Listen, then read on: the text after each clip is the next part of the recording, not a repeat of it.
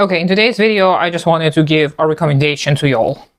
Okay, since I've been a literature teacher for so many years, I do have a lot of literature recommendations, and it is May. It is a season when a lot of the students here and internationally submit their final projects. So I have been helping some students finish up some of their projects.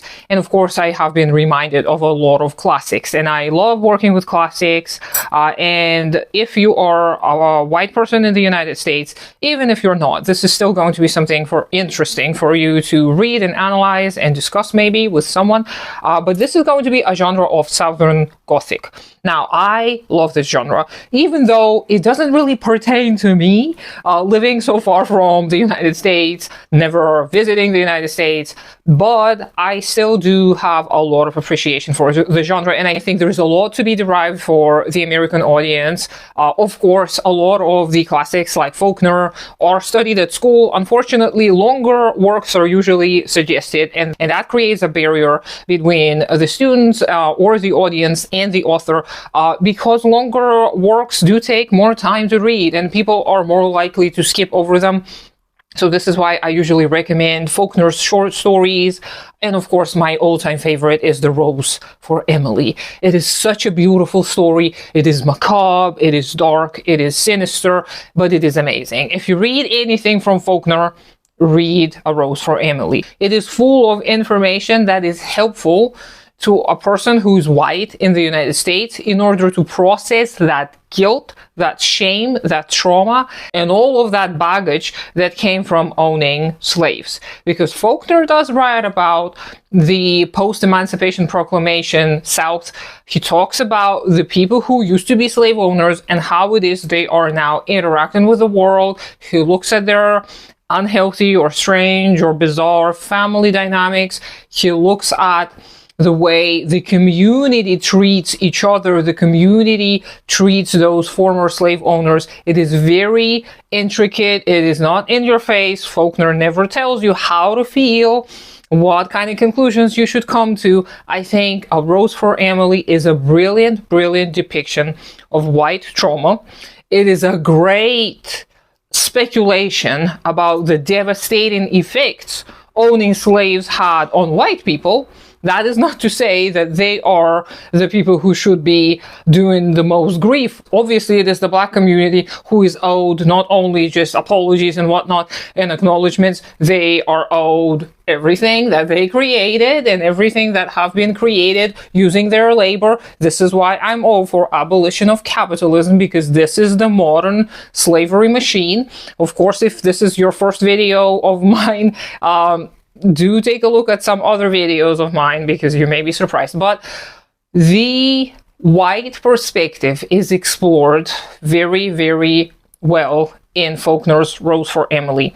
Another author who I'm going to recommend is Yodora Welty, who is a little bit underappreciated in my opinion. I think that Yodora Welty has done such a beautiful job depicting also the Deep South and the problems of white people, basically. And she's pretty cynical too about the outcomes. She did write this one famous work dedicated to a black woman whose depiction I think is fair, I think is fine, especially bearing in mind that Yodora also wrote about the post-Emancipation Proclamation period. But her most famous story is The Death of a Traveling Salesman. Beautiful, amazing. Highly, highly recommend. Again, it deals with all of these perceptions of white people of themselves. This work is a little psychedelic. It is a little interesting. If you appreciate the horror genre, you are going to like this one, especially if you like B movies, like the Chainsaw Texas Massacre, for example, I think have been inspired by the works of Yodora Welty. It is the sense of the sinister, the macabre that she's able to portray so well without actually depicting any kind of horrors. She is using the tone that is able to set up such a mood where you feel uneasy about what's happening. You're not sure what it is.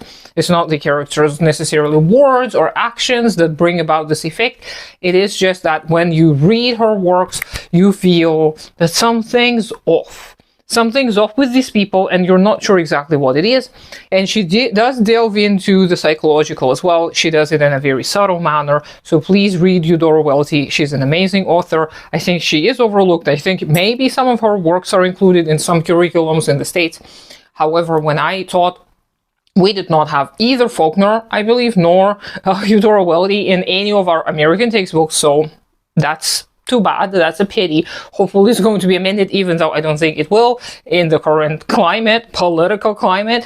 But yeah, if you've never read these authors, I highly recommend you do. Another suggestion that I'm going to throw in here, which is not actual Southern Gothic, but it is still somewhat building off of the heritage, the legacy of the Southern Gothic as a genre, and it is Shirley Jackson. Everybody remembers The Lottery, one of her most famous stories, for which she received hate mail up until she died. And Shirley Jackson has become very well known recently because, well, fairly recently, a few years ago, they made the Haunting of Hill House series, I think, on Netflix, and they also filmed We Have Always Lived in the Castle, which I refuse to watch either of these because I don't think they're going to be able to do these works justice. I highly recommend you read these two works.